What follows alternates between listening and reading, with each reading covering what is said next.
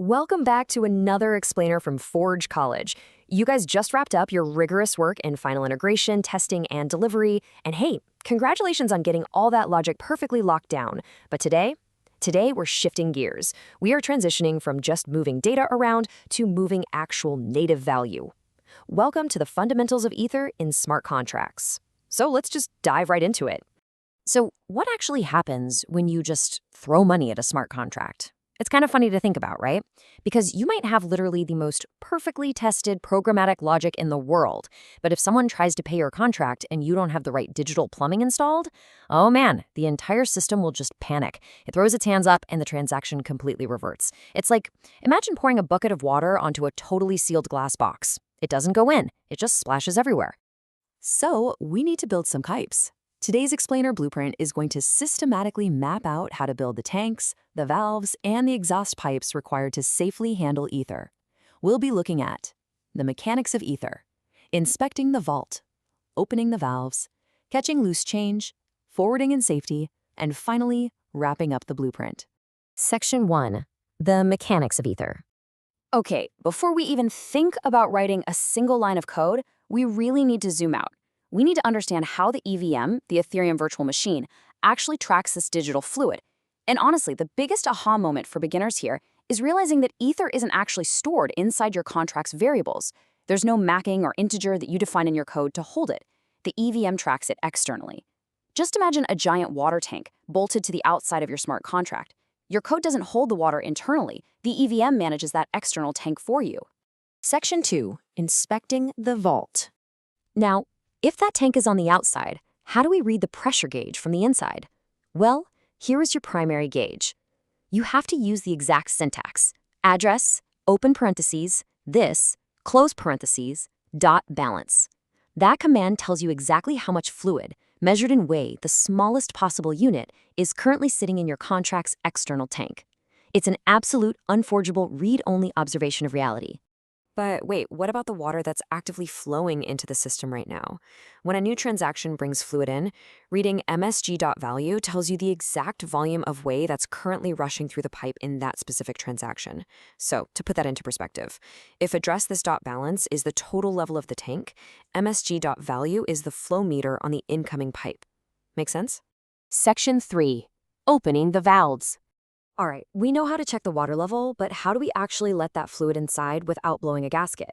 Well, this brings us to the payable modifier. See, by default, smart contracts stubbornly reject money. They are completely sealed off, no exceptions. So you have to explicitly install an intake valve by adding the word payable to any function you want to handle incoming value.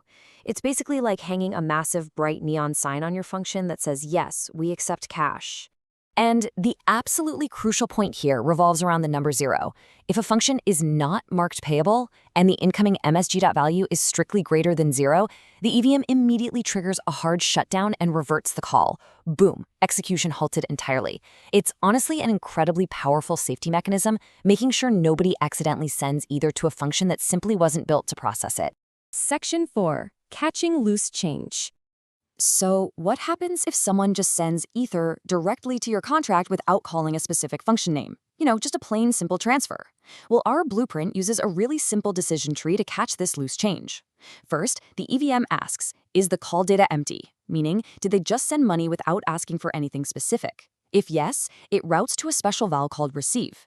If no, meaning there is data, or hey, maybe you forgot to build a receive val, it falls back to the fallback val to catch it. Let's look at the syntax for that primary funnel. And listen, spelling and syntax are absolutely crucial here. You write receive with empty parentheses, market external, and market payable. This is your dedicated low-gas funnel for plain value transfers. Think of it as a tip jar just sitting on the front counter of a shop. If you're building a simple funding flow, this is exactly the piece of plumbing you install. Section 5. Forwarding and safely. Okay, great. We successfully have the fluid inside our system, but how do we safely pump it back out to another address? As you continue progressing through Forge College's learning tracks, you're going to reference this engineering spec sheet constantly. We essentially have 3 main exhaust pipes: transfer, send, and call. Transfer and send come with very strict gas limits, like a tiny 2,300 gas stipend. Honestly, that's often way too small and can easily break if the receiving contract has complex logic. Call, on the other hand, is highly flexible because it forwards arbitrary guess. But, and this is a big but, it requires you to build your own safety checks. So here is the modern recommended exhaust pipe, the low-level call. Because this forwards all remaining gas by default, you absolutely must manually check that Boolean sent variable. Adding a requires statement that checks if the sent variable is true, that is completely non-negotiable. If you don't check this, the pump might fail silently, and the rest of your contract will just keep on executing as if the money actually moved. No way we want that. Section 6. Wrapping up the blueprint. Let's take a step back and quickly review the main safety protocols of our digital plumbing blueprint. To summarize everything we've mapped out today, balances live outside the contract in the EVM's external tanks. You observe them from the inside using addressthis.balance and msg.value. Your intake valves, they must be explicitly marked payable. You catch direct transfers with the receive function.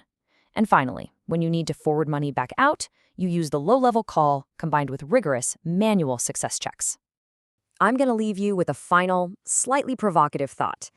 If your internal storage mapping says a user deposited 5 Ether, but address this.balance is 0, where did your plumbing leak? Remember, your internal ledger and the external EVM tank can easily diverge if you aren't careful. So before you dive into the next exercise, ponder that question. And be sure to visit forge.college to learn more about this subject, enroll in our courses, and explore all our other Web3 resources. Thanks for joining me on this explainer, and happy building.